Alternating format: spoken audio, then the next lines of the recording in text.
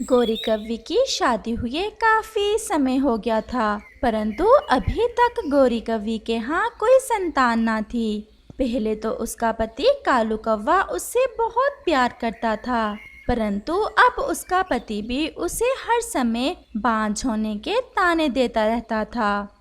क्या क्या आशाएं थी मेरे दिल में। हमारे बच्चे होंगे, भरा हुआ परिवार होगा।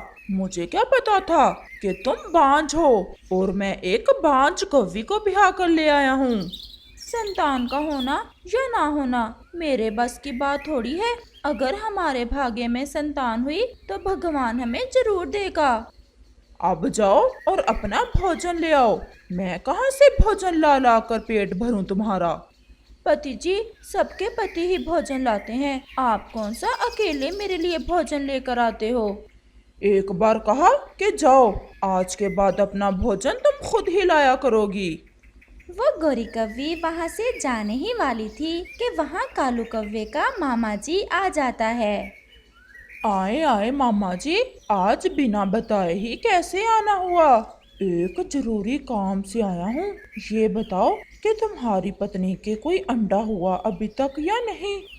मामा जी, वही रोना तो मैं अभी अभी रो रहा था। मेरा भी दिल करता है कि मेरी भी संतान हो, और ये बांझ है कि हर समय खाने पर जोर देती रहती है। इसे तो संतान की जरूरत ही नहीं। ये आप मेरे दिल से पूछ कर देखें, आप तो रात को सो जाते हो और मैं सारी रात रोती रहती हूँ। शादी के बाद हर कव्वी की इच्छा होती है कि वो माँ बने। कालू, मेरे पड़ोस में एक कौवी रहती है। उम्र भी ज्यादा नहीं है। वो शादी करना चाहती है। उससे मैंने तुम्हारी बात की है। मामा जी, ये आप क्या कह रहे हैं? क्या आप मेरे ऊपर सौतन लाने की सोच रहे हैं? तुम बांझ हो और हम कब तक इंतजार करें। पूरा 1 साल तो हो गया है तुम्हारी शादी को। मामा जी, मेरी तरफ से हाँ है। आप जाएं और बात पक्की करें उस कवि जी से। गौरी कव्वी से ये बातें बर्दाश्त नहीं हो रही थीं। वो कुछ कर भी तो ना सकती थी, इसलिए वो वहाँ से चली जाती है। बात तो मैंने पक्की कर दी है। तुम कल आना और ब्याह कर ले आना उसे। वो तुम्हारे घर को अच्छे से संभालेगी और फिर जल्दी ही तुम्हारे घोंसले में भी छोटे छोटे बच्चे होंगे। क्या बात है गौरी बहन, आप रो क्यों रही हैं? सब ठीक तो है ना?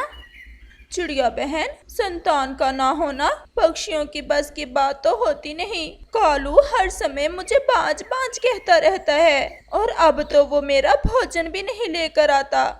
अगर संतान ना हो तो ऐसे ताने तो हम मम्मा पक्षियों को सुनने को मिलते ही हैं। आज कालू का मामा जी आए हुए थे और वो तो कालू की दूसरी शादी कर रहे हैं। गौरी, मुझे तो पहले ही डर था इस बात का। अगर कालू की हाँ है तो फिर तो वो दूसरी शादी करके ही रहेगा। उसने तो मेरी भी शर्म ना की, मेरे सामने ही मामा जी को हाँ कर दी थी। अच्छा, अब चुप कर जाओ। ये लो अमरूद खा लो, तोता देकर गया था मुझे, बहुत मीठा है। फिर ऐसे ही शाम हो जाती है। गौरी और चिड़िया वहाँ से चली जाती हैं। वो मेरी लाल वाली पगड़ी जो मैंने शादी पर पहनी थी, वो कहाँ रखी हुई है? वहाँ पड़ी है। और वो फूलों की माला कहाँ है? वो भी है, परंतु जब आपने मुझसे शादी की थी तो मुझे वचन दिया था कि आप मुझे कभी नहीं छोड़ोगे। तो मैं छोड़ कब रहा हूँ तुम्हें? मैं तो अपने मामा जी के कहने पर दूसरी शादी कर रहा हूँ, और वो भी संतान के लिए। अगर तुम बांझ ना होती तो मैं कभी भी दूसरी शादी ना करता। आपको मुझसे प्यार ही ना था। अगर मुझसे प्यार होता तो आप कभी ऐसा ना करते। मैं मानती हूँ कि संतान के बिना रहना बहुत मुश्किल है, परंतु जितनी संतान की इच्छा आपकी है, मेरी भी तो है। कालू दूसरी तरफ मुंह करके सो जाता है, जबकि गौरी सारी रात जाकर गुजारती है। सुबह हो जाती है, कालू जी भी उठ जाते हैं और शादी की पूरी तैयारी कर लेते हैं। मैं कैसा लग रहा हूँ? पति जी, मुझे तो अभी तक विश्वास नहीं हो रहा कि आप दूसरी शादी भी कर सकते हो। शाम को विश्वास हो जाएगा जब शाम को मैं पिंकी को साथ लेकर आऊंगा। फिर कालू कौवा वहाँ से चला जाता है।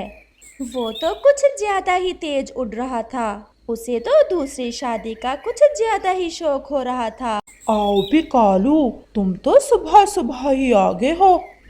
मामा जी, मैंने सोचा कहीं मुझे देर ना हो जाए, इसलिए सारी तैयारी तो मैंने रात को ही कर ली थी। तो फिर चलो, पिंकी को भी मैंने कल ही बता दिया था, वो भी तैयार ही होगी। फिर कालू और उसका मामा जी पिंकी कौवी के घर जाते हैं। पिंकी जी, मैं कालू हूँ। मामा जी ने बताया ही होगा आपको मेरे बारे में। आपको बहुत खुश रखूंगा मैं। खाने में मकई का भुट्टा बहुत पसंद है मुझे, और कभी कभी मिठाई भी। मैं आपके लिए तरह तरह के भोजन लाया करूँगा।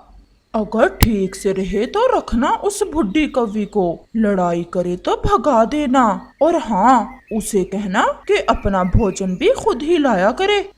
मामा जी, आप चिंता ना करें, पिंकी के होते हुए मुझे उसकी क्या जरूरत। अगर कोई उल्टी सीधी बात की तो 2-4 लगाकर भगा दूंगा। कबूतर और चिड़िया गौरी कौवी के पास आते हैं।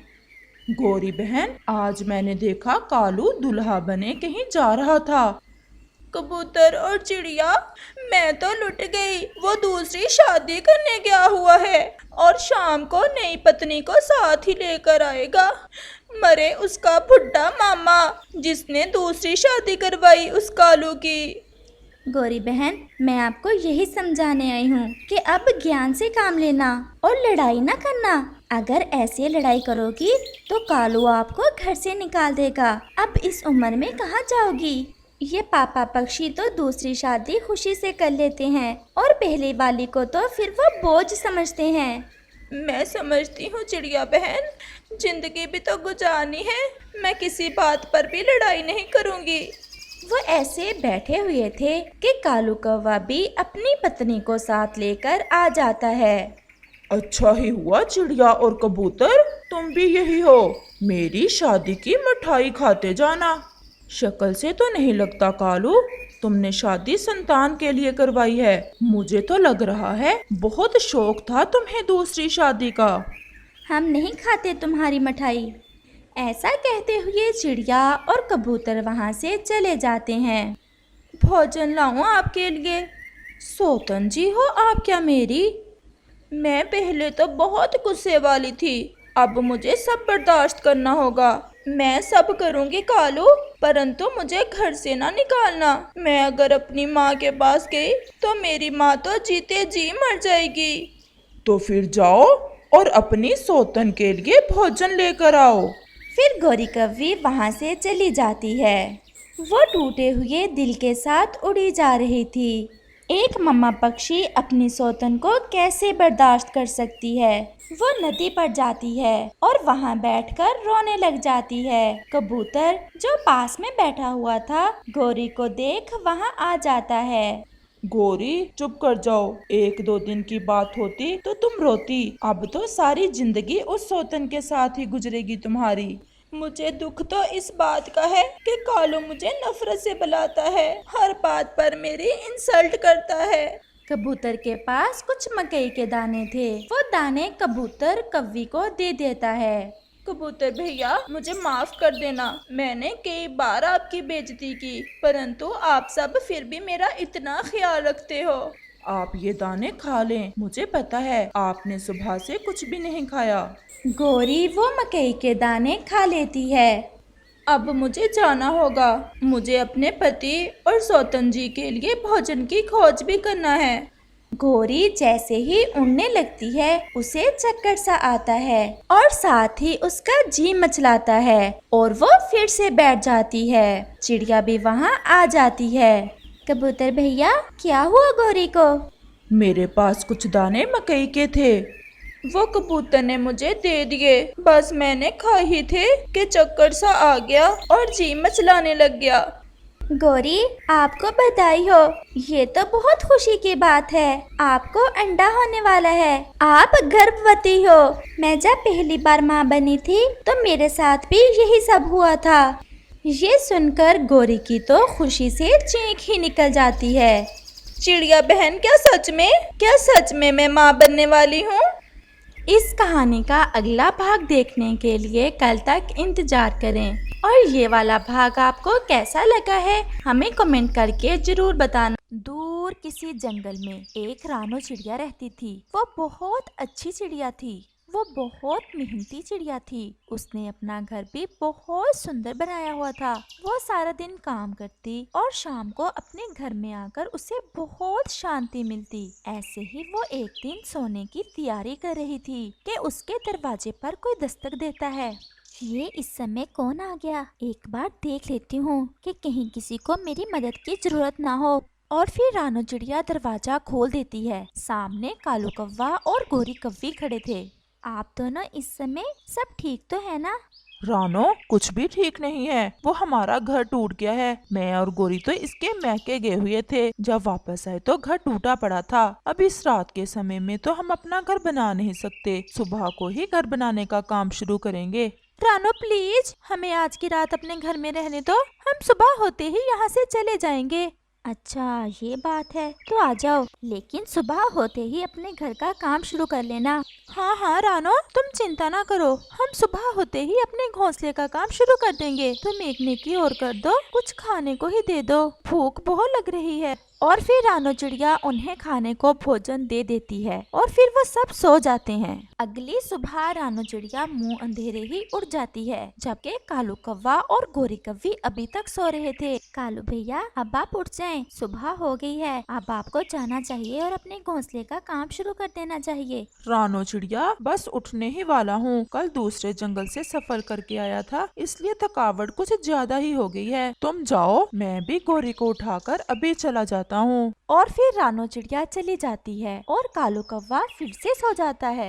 ऐसे ही दोपहर हो जाती है और फिर कालू कौवे की आंख भी खुल जाती है। कालू कौवा गोरी को भी जगा देता है। गोरी, गोरी उठो, देखो कितनी दोपहर हो गई है। चलो जाकर अपने घोंसले को बनाने का काम शुरू करते हैं। कालू, आज रात कितनी अच्छी नींद आई है ना। मजा ही आ गया सोने का। कितना नरम नरम घोंसला बनाया हुआ है रानो चिड़िया ने। ऐसा घोंसला बनाने के लिए मेहनत करना पड़ती है, जो तुम कभी भी नहीं कर सकती। कालू, मैं तो कुछ और ही सोच रही हूँ।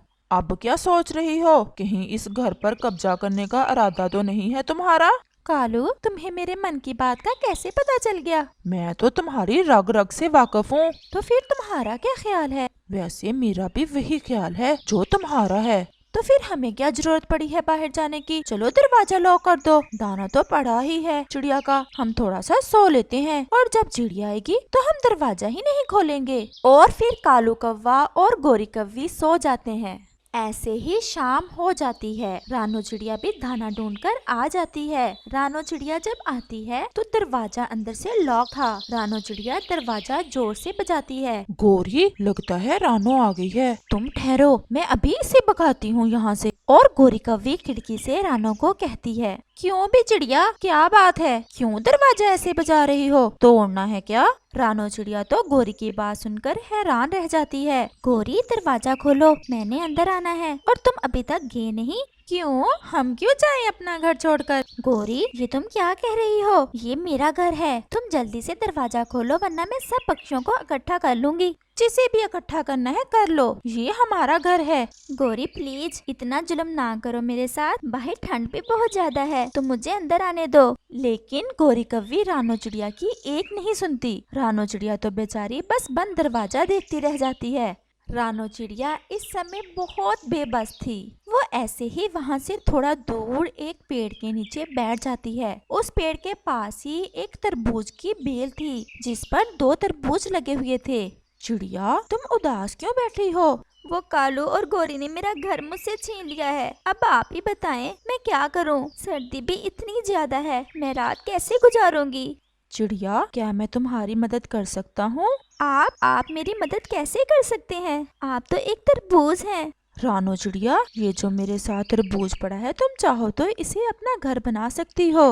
मैं तरबूज को कैसे अपना घर बना सकती हूँ? बस थोड़ा सा इसमें सुराख कर लो, ये अंदर से खोखला है, और फिर तुम इसके अंदर अपना घर बना लेना। ये तुम्हें ठंड से बचा लेगा। मुझे इसकी बात मान लेनी चाहिए, वरना इस ठंड में तो मैं मर जाऊंगी।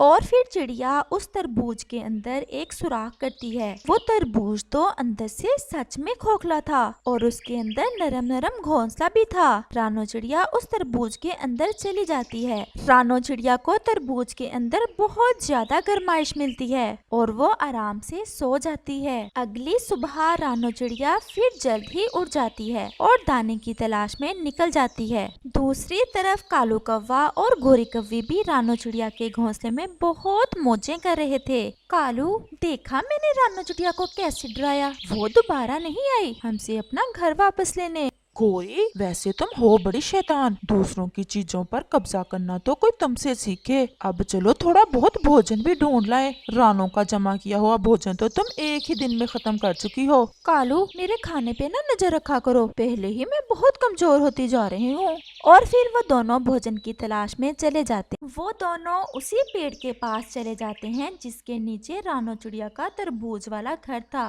गोरी की नजर अचानक से रानो चिड़िया पर पड़ती है। वो तरबूज के अंदर चली जाती है। कालू, वो देखो रानो, वो तो उस तरबूज के अंदर चली गई। ये कैसे हो सकता है? चलो जाकर देखते हैं कि क्या साहसिक कार्य है। गोरी, आखिर तुम्हें चैन क्यों नहीं आ रहा? रानो चिड़िया के घर पर तो कब्जा कर ही लिया तुमने, अब तुम्हें क्या लगे वो जिधर भी जाए। कालू, तुमने नहीं जाना तो ना जाओ, मैं तो जा रही हूँ। और गोरी कौवी ऐसे कहते हुए वहाँ से चली जाती है और वो उस तरबूज के पास चली जाती है और देखती है कि उस तरबूज के अंदर तो एक बहुत सुंदर सा घर बना हुआ था और रानो चिड़िया उसमें आराम से बैठी हुई थी। गोरी को तो वो घर बहुत पसंद आया था। उसका मन कर रहा था कि वो तुरंत ही रानो चिड़िया से वो घर भी छीन ले और फिर वो वहाँ से वापस आ जाती है। देखा ही हो रानो चिड़िया को। कालू, वो तो बहुत सुंदर घर है, मैं तुम्हें क्या बताऊं उस घर के बारे में। मुझे तो वही घर चाहिए। तुम्हारा दिमाग तो खराब नहीं हो गया? इसमें मैं तुम्हारी कोई मदद नहीं करूँगा। मदद तो तुम्हें करना होगी क्योंकि वो घर भी हम दोनों का ही होगा। और वैसे भी रानो को तो उसका पहले वाला घर तो मिल ही जाएगा ना। लेकिन रानो कभी भी नहीं मानेगी। हमने कौन सा रानो से मांगना है, हमने तो बस कब्जा करना है उसके घर पर। लेकिन वो कैसे? वो तो मुझ पर छोड़ दो। चलो, अभी मुझसे इंतजार नहीं हो पा रहा, मैं तो आज रात उसी तरबूज वाले घर में गुजारूंगी। और फिर कालू कौवा गोरी के साथ चला जाता है। गोरी रानो के नए घर के बाहर रानो चिड़िया को आवाज देती है। रानो चिड़िया, रानो चिड़िया, जरा मेरी बात सुनो, बहुत जरूरी बात है। और रानो चिड़िया गोरी की आवाज सुनकर बाहर आ जाती है। अब क्या बात है, क्यों आई हो मेरे पास? रानो, मैं तुम्हें बुलबुल का संदेश देने आई हूँ। उसकी तबीयत तो बहुत ही खराब है। तोता भी कह रहा था कि शायद बुलबुल का आखिरी समय आ गया है। बुलबुल तुम्हें बुला रही है, वो तुमसे एक बार मिलना चाहती है। गोरी की बात सुनकर रानो चिड़िया तुरंत वहाँ से चली जाती है। गोरी, इस बार रानो खामोश नहीं बैठेगी, तुम अभी भी बाज आ जाओ अपनी हरकत से। लेकिन गोरी के दिमाग में तो रानो के घर पर कब्जा करने का भूत सवार था। वो तुरंत ही घर के अंदर जाकर घोंसले में बैठ जाती है और कालू कौवा भी बेबस होकर गोरी के पीछे चला जाता है। रानो चिड़िया जब बुलबुल के घर पहुंचती है तो बुलबुल तो बिल्कुल ठीक थी। बुलबुल, क्या हुआ है तुम्हें? रानो, मुझे तो कुछ भी नहीं हुआ है, मैं तो अच्छी भली हूँ तुम्हारे सामने। गोरी ने एक बार फिर से मुझे धोखा दे दिया। क्या हुआ रानो? मैं तुम्हें बाद में बताऊंगी, अभी मुझे जल्दी से जाना होगा। और रानो चिड़िया जल्दी से वहाँ से चली जाती है। जब वो अपने तरबूज वाले घर में पहुंचती है तो देखती है कि गोरी और कौवा तो उसके घर में घोंसले के अंदर बैठे हुए थे। गोरी, तुमने मुझसे झूठ बोला और अब तुम मेरे घर के अंदर क्या कर रही हो? चलो निकल जाओ यहाँ से। वो तो अब हम नहीं निकलेंगे, तुम जाओ यहाँ से और ले लो अपना पहले वाला घर। मुझे तो अब ये घर पसंद आ गया है। और रानो चिड़िया वहाँ से खामोशी से चली जाती है। हैं? ये रानो ने कोई शोर क्यों नहीं डाला? चुप करके इतनी आसानी से कैसे चली गई? गोरी, मुझे तो लगता है कि रानो की खामोशी हमें ले डूबेगी। तुम कभी अच्छी बात ना निकालना मुंह से, जैसी काली शक्ल वैसी ही बात करते हो।